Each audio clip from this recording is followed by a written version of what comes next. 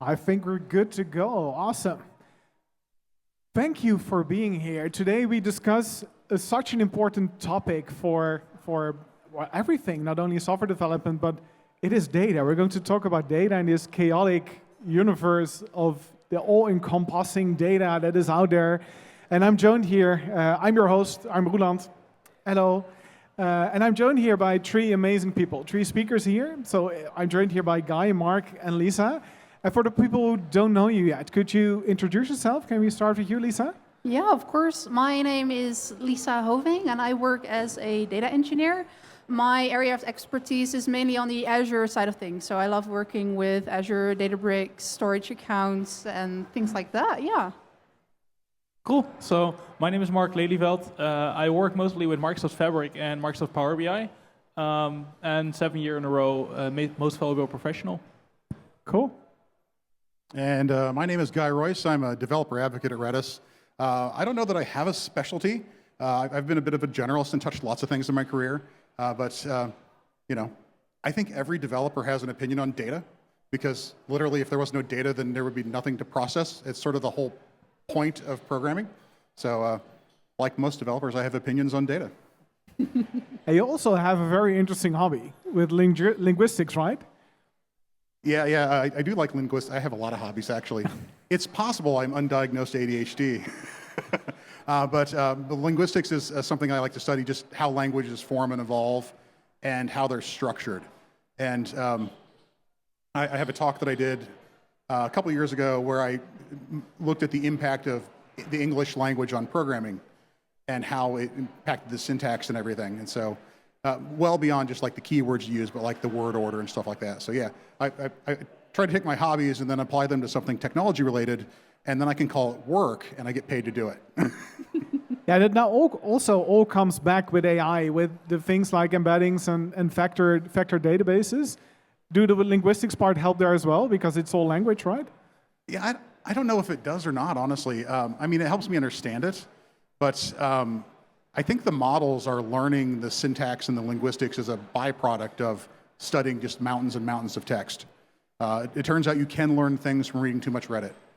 And you had your session this morning, right? This morning was about embeddings?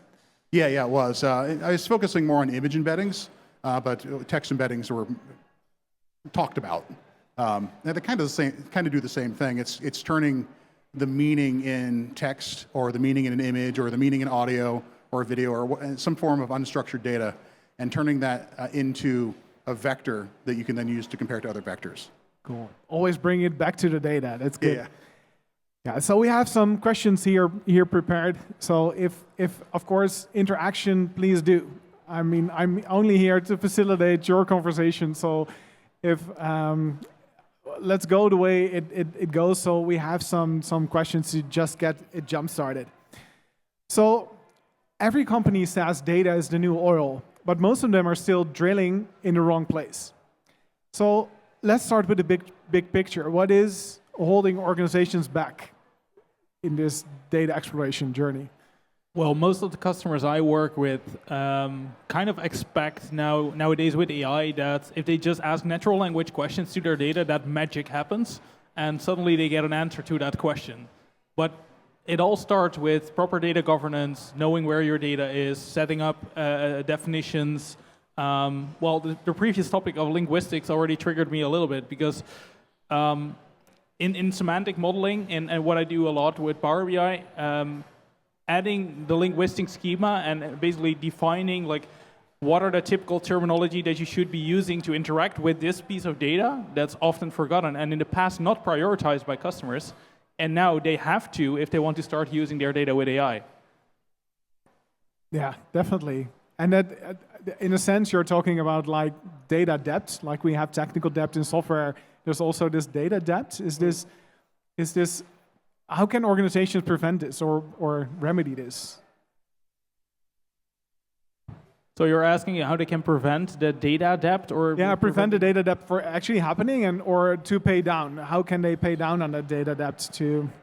Well, I think context is all that matters, and very often documentation was not prioritized, or adding descriptions to what something means in a model, or what something means if you look at the data. And metadata has become even more important than it was before, because that defines the context of which data to use when, if you start interacting with that data with natural language, with AI or any other language model. And they probably will get into the things of data heritage and the data classifications in the bases, which is a hassle. And all the organizations I've encountered this. This is with these migration stories from one data store to another. It's always finding data owners. Just the simple who is going to take ownership for this data and who's going to classify it. It's almost impossible. Well, I think it already starts with what is data ownership. Most of the companies don't have that even defined. They don't even know what a data owner is and what they're supposed to do if they are assigned to be a data owner. Yeah, that's strange. Is there anything you want to add to this? I have a slightly cynical thought. You're asking, how do we pay down data debt, in organization, or how do you avoid it?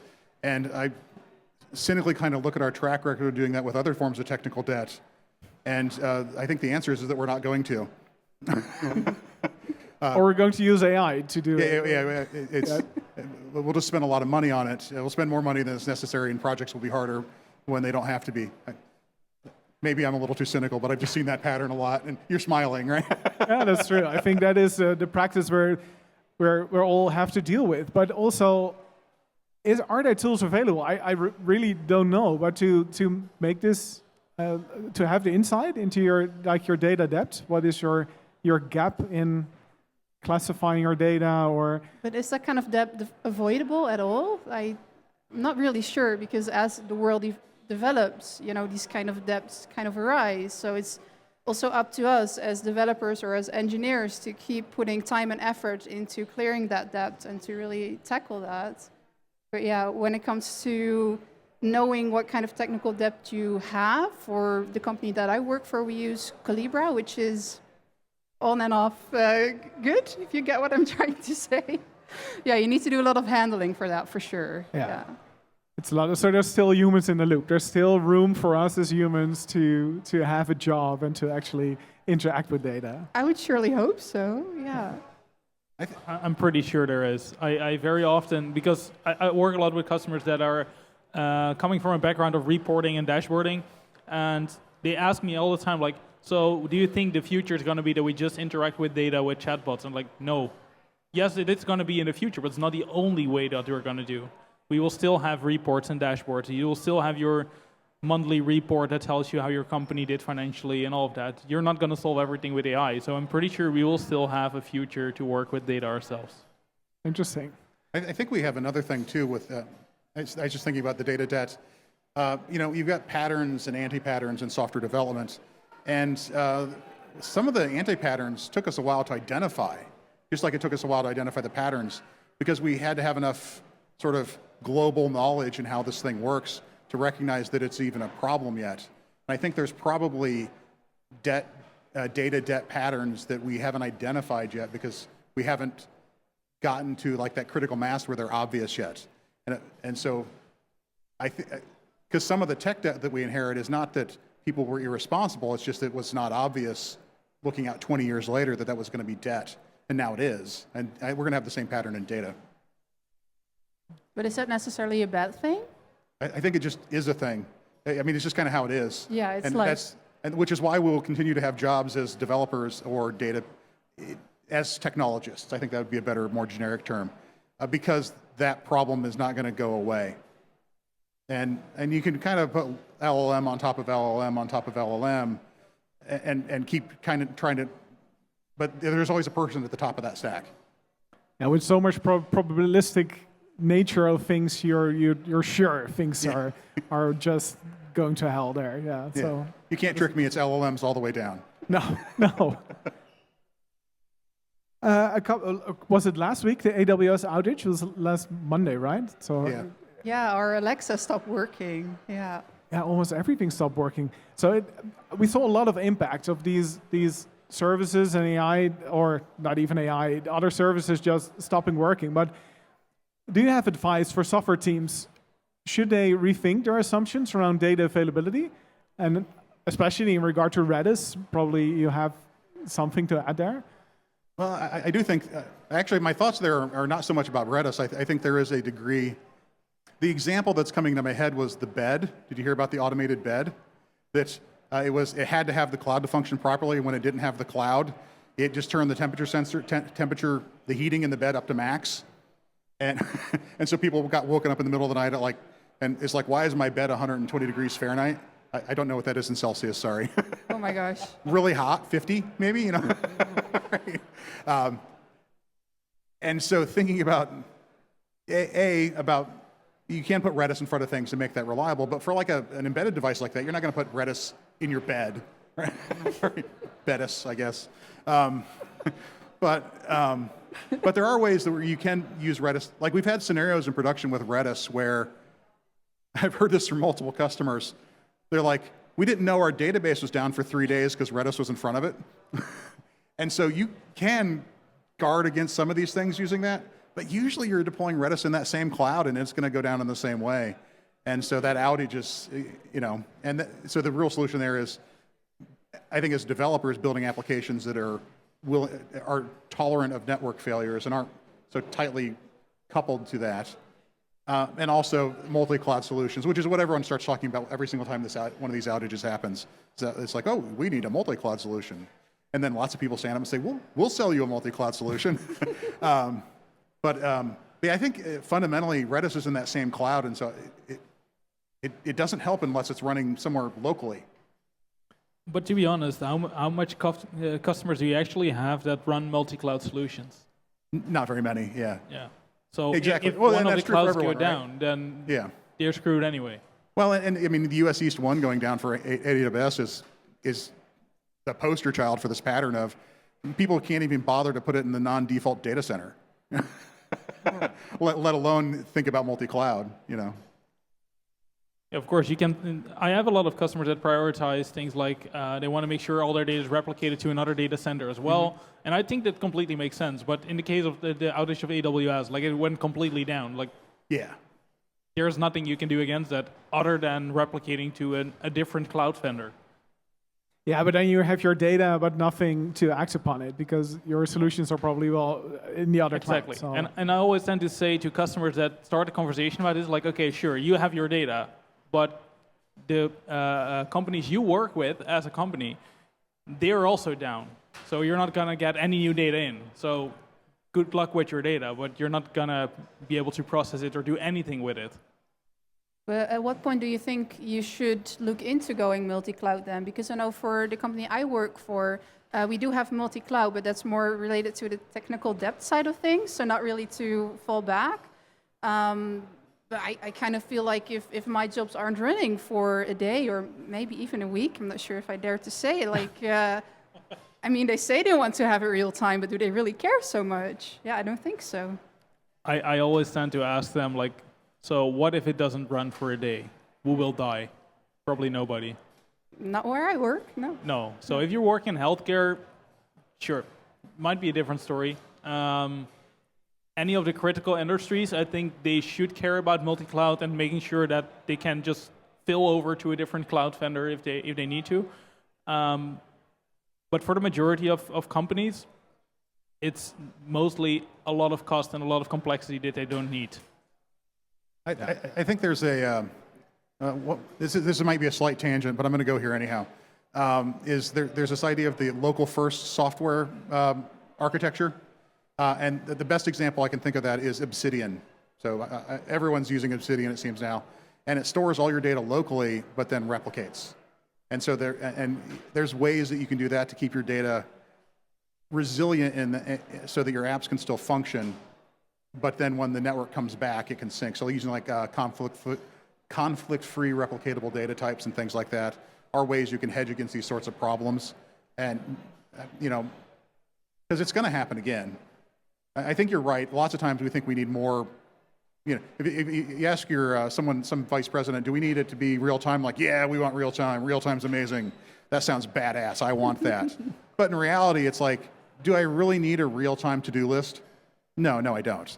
I mostly need my to-do list to be on my computer in my house. And then if I can sync that across my devices on the cloud, that's fantastic because sometimes I have my phone, sometimes I have my tablet, sometimes I'm at my computer. But if that doesn't work for 4 hours, then I'll just go to my computer. Yeah. And talking about real time, the never-ending discussion that always comes up is like, yeah, we want to have everything real time. It just needs to be there. But in the end, you're always as slow as your slowest data source. That's why you should use Redis. Still, your slowest data source is going to define how fast you are. Yeah, usually then your network usually becomes your bottleneck at that point, yeah. Yeah, and in the end, of course, costs come to play as well. Because if you're going to say on real time, well, it's going to cost this. Okay, near real time is good enough, and then other. Are you suggesting that RAM is more expensive than disk? Craziness. Yeah. That's what happens at my company, at least. And we say, okay, you want it real time? It's fine. It will cost a little bit more, and they're like, no, once a week is fine. Yeah, that's fine. And you actually do your session is about how expensive Databricks can be, or at least how to make it not so expensive? Yeah, so that's the thing. A few years back, I did a workshop in Copenhagen on building a data lake for my pet python. I have a pet python. His name is Fluffy. I mean, you already know that, but other people might not. So he's about 1.5 meters long now, which is totally beside the point. And I built him a data lake on Azure using like the telemetry data and sensors. And I was loading that data real time using Databricks Autoloader, which is like Spark structured streaming, if that's what you're into, but then a little bit different language. And what happened was I did that workshop, and then I was a little bit tired, and I forgot to switch off my Databricks cluster for 2 days. Ouch. And yes, you know where this is going. The bill was about 900 euros, and then I thought, that's quite a lot. So in that workshop, I'm trying to decrease the bill step by step. That's part it. And your session is at 4, 4:15? For tomorrow. So there's. Sorry, tomorrow. Sorry, Yes. it's on Wednesday, tomorrow, so you have all the time in the world. Exactly, So yeah. for everyone here, so 4 tomorrow. And then if we're now doing sessions, because when was your session? My session is today at 5:15. And I'm doing a talk about data modeling 101. So it's really focused on semantic modeling for Power BI to get the best performance, and what are the do's and don'ts basically in semantic modeling. It's good. It's very important, especially for like software developers not really into the data modeling things, to have those basics and the fundamentals. So I'm looking forward to the session. I'll definitely try to make that one. Yeah, exactly. Because I would say like data modeling in itself is a very broad topic, but data modeling for analytics is a different story than data modeling for applications. Definitely. Yeah. It's an entirely different beast. And Guy, you also have a session tomorrow, right? And I think it's during the same time slot as Lisa, so you're making us choose. Really? Yeah. My talk's at 4 o'clock tomorrow as well. Yours features Pythons? Yes. Not Python, but Pythons. Or both. Probably both, yeah. Por qué no los dos, eh? I mean, what better language to program for your Python than Python? And I got to admit, Fluffy sounds like a name of a Python library. Yeah. And if it isn't, you totally need to make one. I could. Yeah. Yeah, that's a great idea. Yeah. My talk is going to be about UFOs. Oh. So it's about probabilistic data structures, which it's a talk about data structures, but the probabilistic ones where you can sacrifice accuracy to get orders of magnitude improvement in scalability, both in terms of like space complexity, how much space you're storing the information in, and how much and time access. So you can get store 1 billion things and get O of 1 operations against it, even though there's 1 billion things in it. And they actually are really quite interesting data structures, but you sacrifice accuracy to get it. So they do things, they'll lie to you, and they won't be truthful all the time. But they're true enough that for the scale. Like an estimation? Kind of. So one technique is you can do like counting unique items. So you say you want to count unique viewers on a YouTube video. Mm-hmm. You could just add each user to a probabilistic data structure and then say how many things are in there. And it will give you a number that's like 98% accurate, which for small numbers, it's going to be perfectly accurate. And for large numbers, it's like, well, if I have 1,000,007,000 or 1,000,009,000, that's close enough. I don't care, right? And so it solves those sorts of problems. But if you wanted to get an accurate count of 1 billion unique users, you would have to do something like select star from users where, count, and that's not going to work, right? And so when you need to scale up, these probabilistic data structures are there. Like if you're, say, Facebook and you need a unique username. Well, Facebook's got, what, 1 billion users or something like that? I don't know how many of those are bots and how many are real, but it's got a lot of them. And those, if you need to find if a username's taken or not, you can't just select from the database and see if the username is available or not. You need to do something else. And so these data structures solve those sorts of problems. Oh, that's awesome. Interesting. Yeah. Good. So definitely, well, we have to choose, but maybe we can do Life's full of tough choices, I'm sorry. It's true. It's true. So let's do another question of the amazingly list of questions that were prepared for us. So if it's a smart question, it's definitely my question. If it's not a smart question, then Yeah. it's someone else's fault. So data lakes, warehouses, lake houses, meshes, fabrics. We've gone from simple pipelines to usually full-blown enterprises and ecosystems. How do you make sense of what to choose, what, and just how do you keep up with all these things changing? You don't. You don't. I was going to say the good same question. thing. That's On kind to of the the next. answer, yes. Every day there's something new, and when you learn something new, you're already behind again. So you kind of don't. You just look at the use case you have and then find the best to your knowledge, what you should be using at that point in time.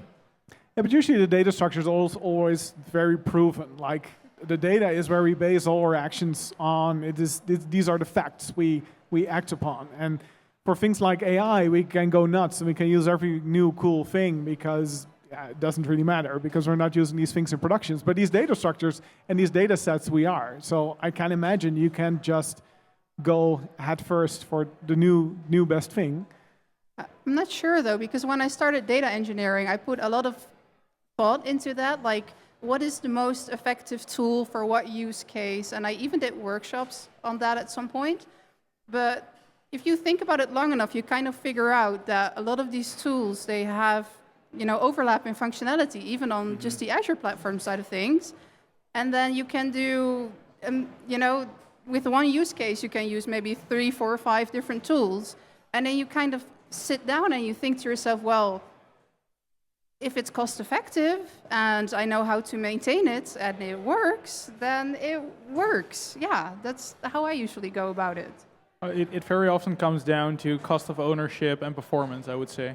Yeah, true. Because I can store structured data in a Fabric warehouse, I can store it in a Fabric SQL database or just an Azure SQL database. In the end, it will give me the same result. I can just query that with SQL or any other language I want to. But depending on the use case, one might perform better or has a lower cost of ownership than the other has. So it's also a matter of priorities. So I'm going to give you the consultant answer. It really depends. And Fabric now has been around for, what was it, 1.5 years, 2 years or something? 2 years, I think. About? In November 23. Because you do a lot with Fabric, I think? Yes. Why is the ramp up so slow? Is this because of the same reason that it is new? And I would say, actually, I don't think it is slow, to be honest, because I tend to compare it to how Power BI started 10 years ago. Power BI was also not from one day to another having 10 million users. It also took some time. There were some errors in there that where you think like, well, they should have prevented that. And that's the same pattern I see with Fabric nowadays. Like there are things that are not perfect, and you have to make your way around that, work around it, do some. Every now and then, you use some Azure technologies outside of the software as a service that Fabric offers, just to get your job done. And you create technical debt, definitely, but you also know that you can just list it down, put it on your backlog.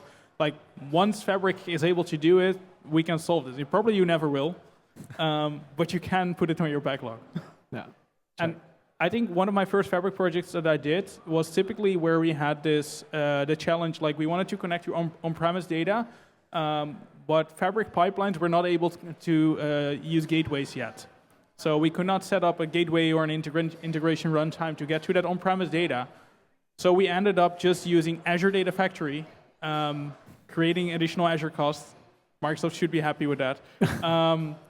Just to bridge that gap between on-premise and Fabric. And in the end, we landed that data just in one lake, which is essentially just data lake storage.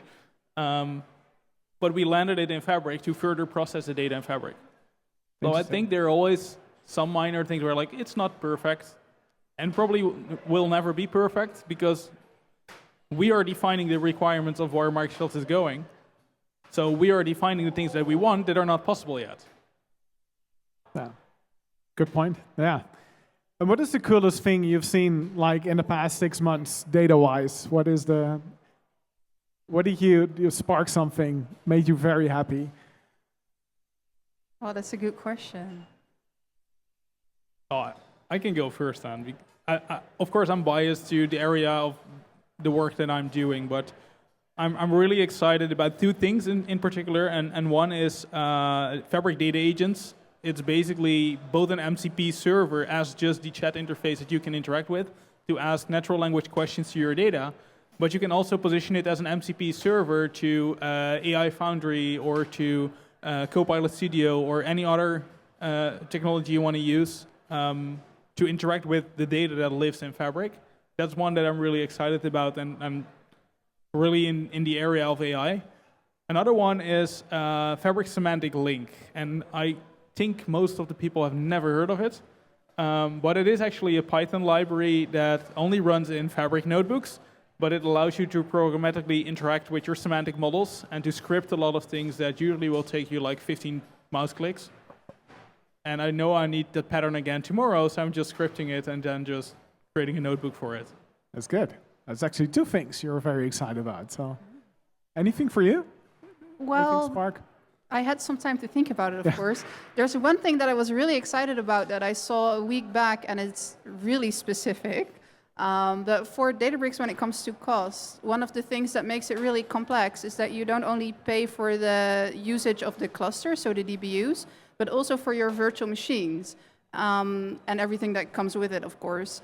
And one of the things that Databricks does with Unity Catalog, which is really great, is that you can monitor the usage, but it's only on DBU side of things and not on the VM side of things. So I saw a week back that they created a new table where you can actually monitor those things, but it's still in private preview. So I'm really looking forward to that becoming more like public preview and You're seeing. actually searching for the private preview list now. Yes, because if you monitor the cost on Azure, it will be there in like 48 hours max. And for some use cases like mine, for example, that's too late. So yeah, really looking forward to Interesting. that. Yeah. Looking forward to that. And for you, this is of course a perfect to plug in a new Redis functionality.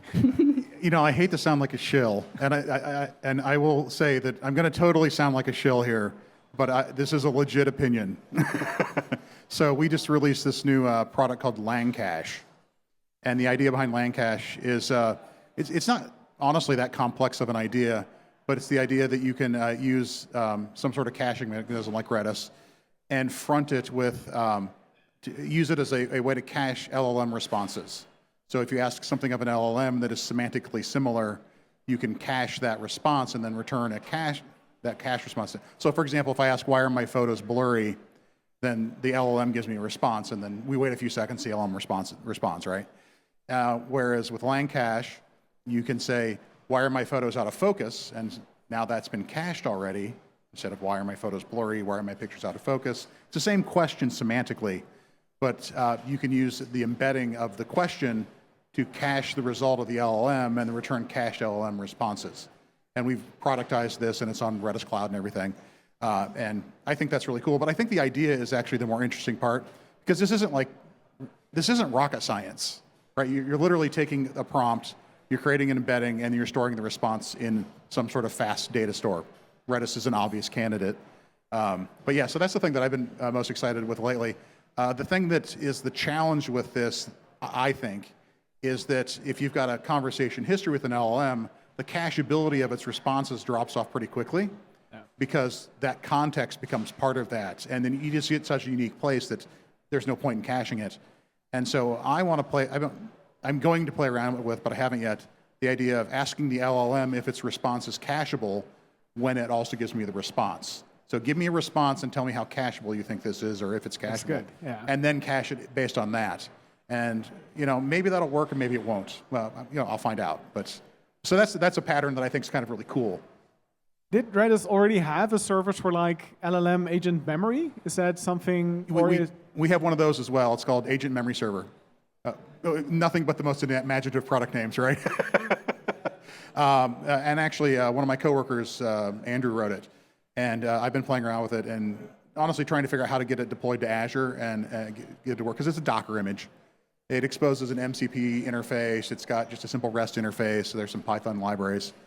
And it uses that same capability to store your history of your conversation, and will automatically compact it once it gets beyond a certain size, and will automatically extract significant facts from that conversation and store them as long-term memory.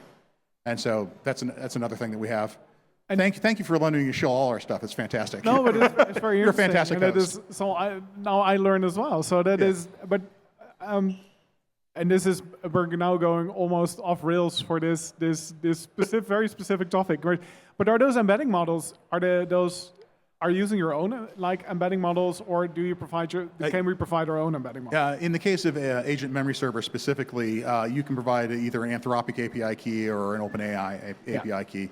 I don't think you can bring your own models into that. It is open source, so you could certainly fork it and then bring in your own models. There's probably really no reason why you couldn't use even a local model that's not in the cloud. It's not configured for that, but I don't think changing the code to do that would be a monumentally difficult task. No, the other models are fine. That is. Yeah. You should be able to make it work with Olama. Yeah. Good. Turning data into decisions is the holy grail, but also the hardest part. There's a huge gap between what's possible and what's actually used. How do you bridge the gap between data engineering and business insight, making your data actually actionable? I really believe in teams where you're close to the consumer, let's say. So for the company that I work for, that's a really difficult task because we are huge, of course. But still, if you can be in a position where you are very close to your consumers, or even within the team of people creating the dashboards and creating the insights, then that for me would be perfect. To add to that, I think it's crucial that the analyst or whoever you call that person that's building the reports or the dashboards, that should be in the same team or very close to the data engineers preparing the data.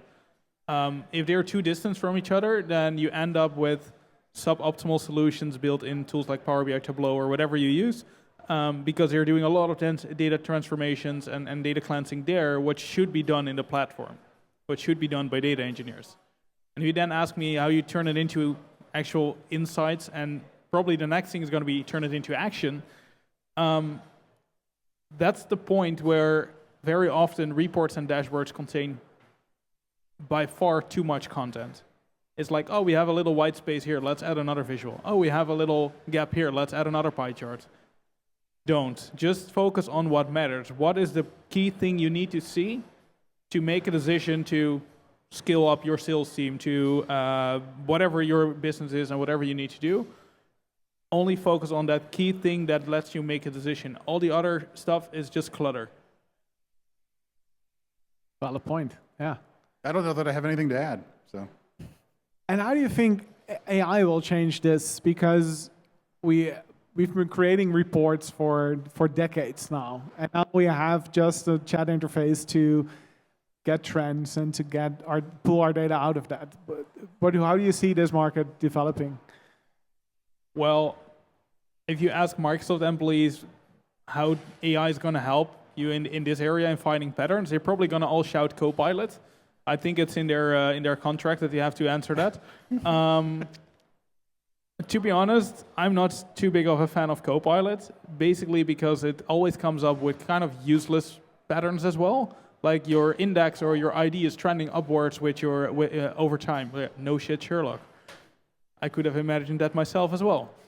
But those kind of insights also appear. And I think if you use AI to find these insights, the crucial thing is going to be that the person looking at those insights, that's the person that needs to judge whether it is valuable or not, and whether that's actually the insight that you're looking for. Because we all know that AI can also hallucinate and come up with random things every now and then. I think what you're describing is a little bit of the killing a gnat with a bazooka, right? So, like you said, the line goes up. No shit, Sherlock, right? You don't need an LLM to tell you that, to parse the data. You don't need to, here, let me hand you a big pile of structured data, tell me a story, and it says, oh, the line's going up. It's like, there are tools that do that already, and I think this is sort of, there's a broader point here where we have this tendency to use the golden hammer to solve for all the cool problems, and you point at that without saying it, which is that,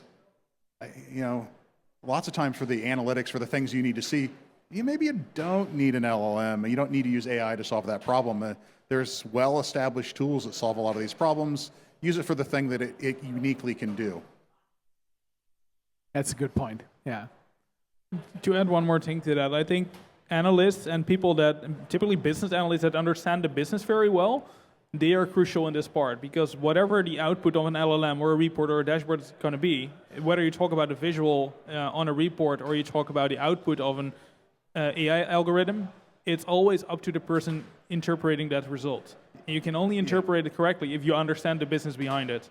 Well, it's exactly the same pattern when I'm using it to code. Like, it'll generate a bunch of code, and if I just vibe code and ignore it, then I get what I deserve, right?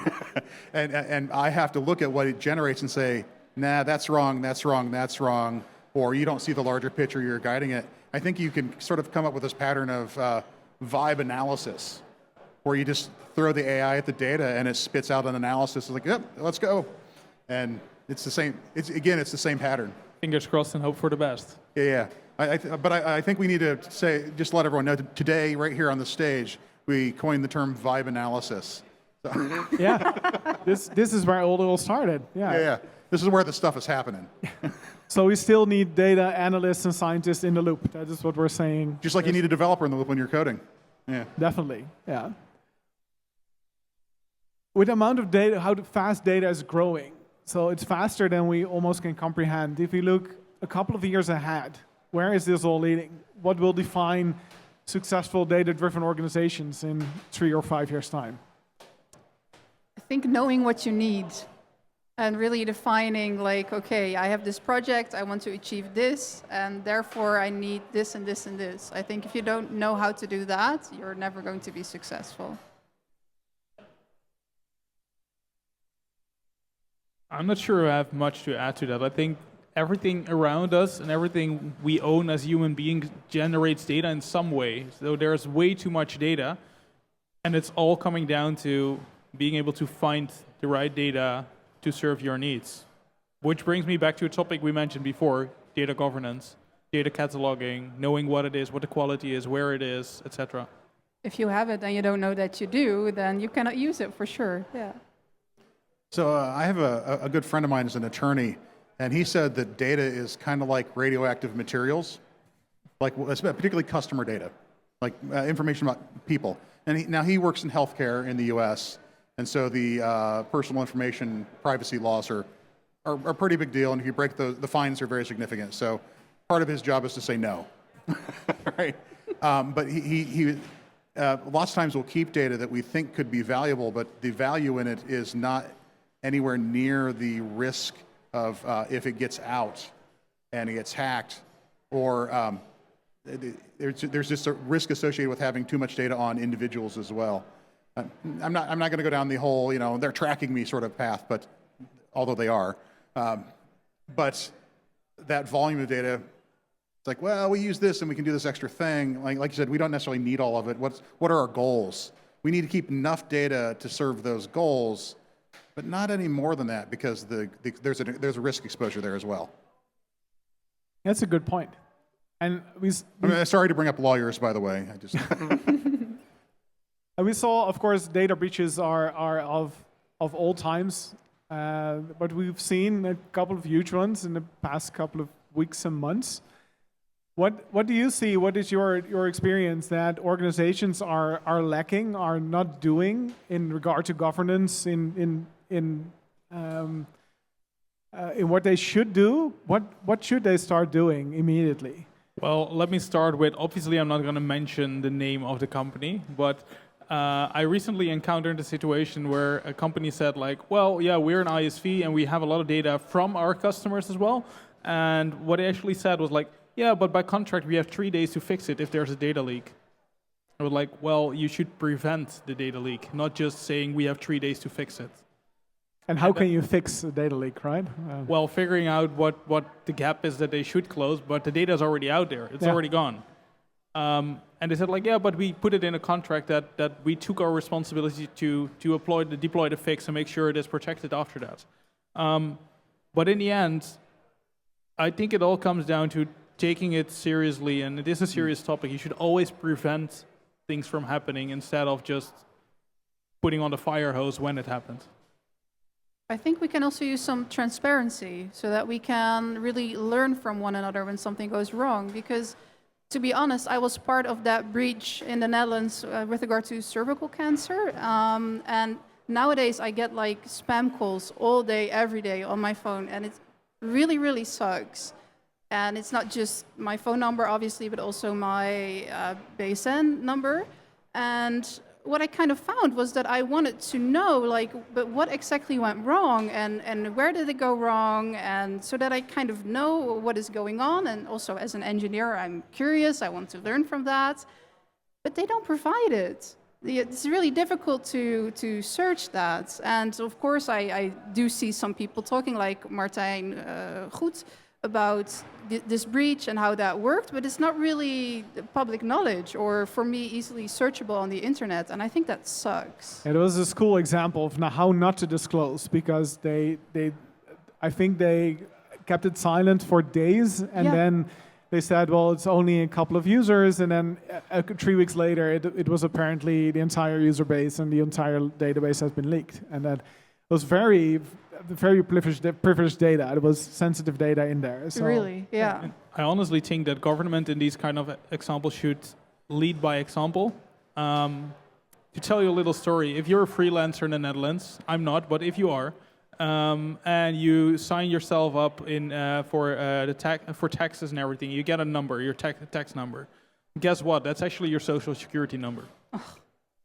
I think that is awful. That's crazy. They should just assign it a random number and not use your social security number for that. Yeah, I never knew that. Good point. I think that a lot of these leaks are too, there's, particularly in the US, is that it's an externality that doesn't cost the company anything. I mean, it does, but not commensurate with the benefit of having that data in the first place. And so, well, yeah, we'll fix the leak and we'll disclose it. And then it turns into, oh, we're out a few $1 million, but we made $1 billion, so it's okay. And so I think, honestly, there's a legislative aspect to this as well, where you need laws where there's penalties so that externality is not free or cheap or effectively free. Now, sometimes they're not. I mean, sometimes they're a very big deal, and lawsuits happen and all that. But I've gotten, I don't know how many times I've been part of a data breach, and what I end up getting is an email, maybe there's a class action lawsuit, I apply for it, and I get a check in the mail, 2 years later for $5. Yeah. And then they give me 6 months free of some sort of identity theft protection insurance, a thing that monitors, and then, which is great because I never had to pay for identity theft, monitoring services, because there's always a breach every 6 months, and so it renews. But this isn't costing these companies a ton. And I think that's, not that I'm like, down on big companies or anything like that. I mean, I work for a company. We all work for companies.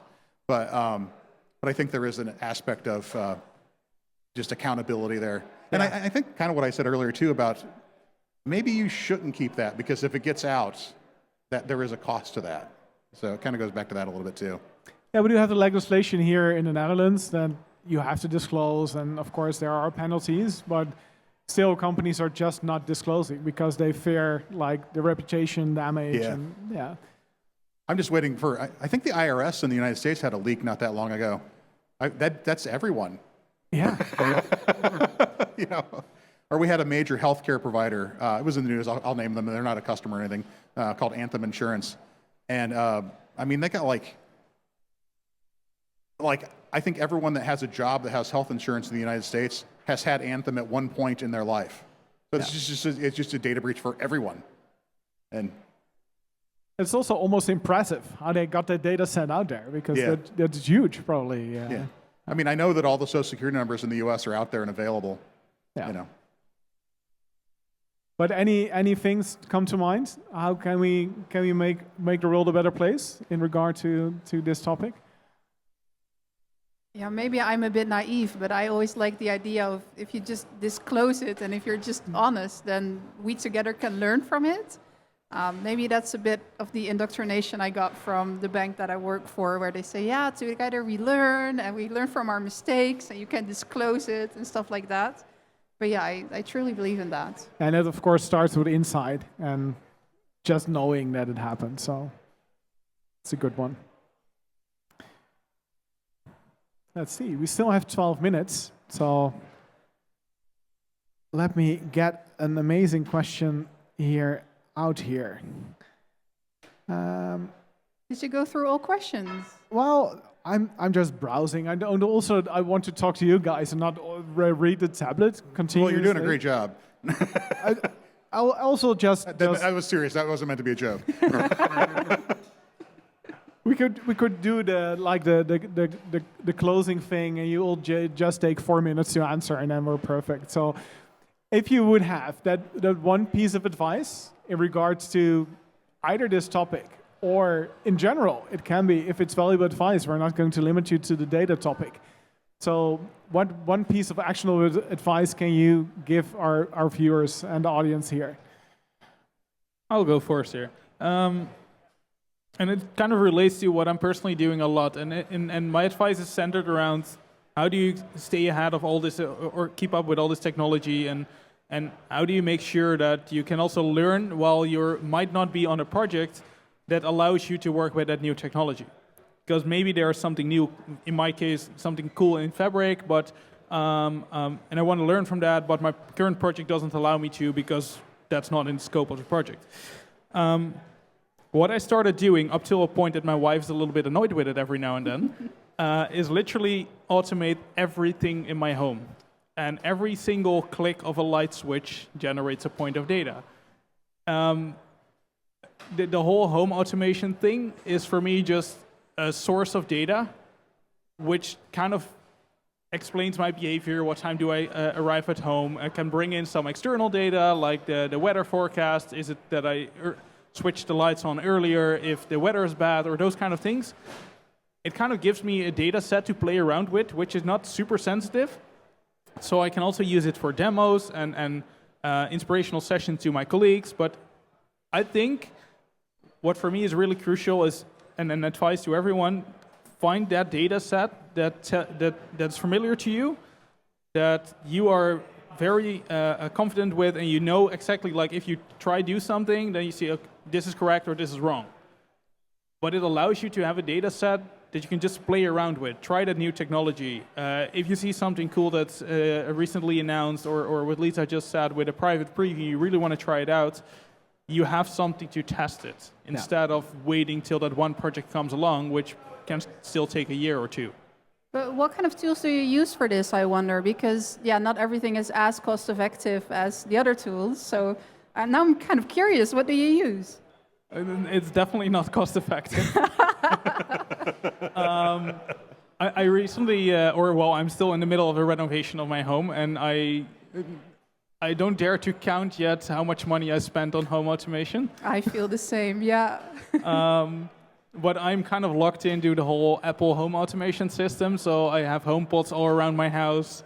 But all my lights are now Philips Hue lights, but also all the windows and doors have sensors, so I can see exactly when a door is opening and closing. Up to a point that recently, and this is definitely not marketing, I have nothing to do with them, but Philips Hue released a new bridge, and that bridge allows you to have 3 lights in one room, and those 3 lights are in continuously communication with each other, and they're measuring the signal strength. And if that signal strength is suddenly dropping because somebody walks through that signal or walks into that room, that's acting like a motion sensor. Cool. Oh. So I saw that new announcement, and it took me like 3 seconds to order that new bridge. Are those Hue lights, are those still a Philips Dutch company, Philips, or is that? Yeah, I think it's part of Signify or something, which is a company behind Philips that is developing these lights. And to bring it back to the data, because my mother is almost 80 years old now, so she wanted to buy a new TV. So I said, well, just buy Samsung, they're golden. but she ended up with a Philips. So I installed that for her, but that was the Chinese bought Philips name. So to bring it back to the data topic, you had to agree that your data was shared with 982 different companies, and you had to turn them off one by one. Oh my gosh. Yeah, what I did to prevent those kind of outgoing connections, and then I will stop with my topic to give the others room as well. I set up a separate Wi-Fi network in my home, on which my home automation is running. And for that separate Wi-Fi network, I just closed all the external outgoing connections. Smart. Oh, very good. Well, I have a fun data source that I like to use. So I'm an amateur radio operator. If you're an amateur radio operator, my call sign is Whiskey 8 Golf Uniform Yankee. And so I've got a ADS-B antenna on the roof of my house and a software-defined radio, and I can take aircraft transponder signals. And it's on like a 25, 30-foot mast, so that'd be like, what, 10 meters maybe? I don't know. I don't metric that well. But, and so I'm able to pick up things in the entire state of Ohio where I live, which is, a fairly good-sized state. 3-hour drive in any direction to get to the border. I can gather all that transponder information from the aircraft, their heading, their altitude, their speed, their flight identifiers, all that kind of stuff. And that's and I pick up about 500,000 transponder signals an hour. Cool. Which is a lot. Yeah. And so if I need data, that's a really fun and interesting data set to use. And I've used that in demos for talks and stuff as well, because it's something that everyone can really understand. Because to your point, you need a data that's in a domain that you understand. Yeah, agreed. Yeah, I saw an interview with someone we're talking to at Redis. No spoilers, but she used like her personal health data for her examples, because it's something that she understands really well, and so that familiarity with the data, understanding that domain is really important. And an aircraft is something that I fly a lot, so I feel like I understand that fairly well, and it's fun to see it's also kind of fun to watch the flights go overhead and everything, and you can mix that with weather data and all sorts of stuff in really interesting ways. So, not quite the thing you're asking for, but it's another fun data source. So that is good. But there was one of my questions, because of course we had Fluffy and we had home automation and now aviation. So yeah, that's good. Do you have any actionable piece of advice you want to give the viewers? Can it also be like more soft skills? Of course. Of course, yeah. So next to more technical topics, I mean, you mentioned the ADHD side of things previously. Yeah, I also have ADHD, and I'm also autistic, and I give talks on that as well, on neurodiversity. And very often I have people coming to me that are neurodivergent, and they're like, hey, I kind of feel like I'm in an environment where it's not very welcoming towards me, or people don't really understand. And one of the things that I always tell people is that your career, in the end, is up to you. So it's up to you to put yourself in the place where you can shine and people appreciate you. And the unfortunate thing is that sometimes if people don't want to listen, you cannot make them listen, which is very unfortunate. So if there's one piece of advice that I could give people, it's like, if you feel like you're in a place where you're not appreciated, put yourself in a different place. That's what I would say. It's very good advice. Yeah. Very deep, yeah. Thank you. Sorry, I made it awkward. No, I have nothing to add to it. all. I was just listening and agreeing. I haven't been diagnosed with ADHD, but my son has. And when my son was growing up, he's 20 now. I have 3 sons, but he's my middle son. He's 20. Or no, he's 22, sorry. I got a 19-year-old, 20-year-old, and 24-year-old. So the 22-year-old, my relationship with my wife got better when she realized he did the same things that I do, and she realized, oh, you can't help it, can you? So while I haven't been diagnosed, he has, and I'm just like him. So it's usually genetic. Yeah. So what I'm saying is I need more stimulants. And then again, all good things start with insight. So yeah. Well, and honestly, I'm in my 50s and I've made my life work. And so, you know, strictly speaking, I don't need Medicaid or anything like that, but it's nice to know that that's a pattern so I can plan accordingly and see things coming. Yeah, I feel the same. Definitely. Well, thank you so much for being here, for having this panel, this discussion. I thought it was wonderful. So thank you so much. Yeah. Really looking forward to your session still. And I hope you have an amazing rest of Techorama. Thank you so much. Thanks a lot. Thank you for having us.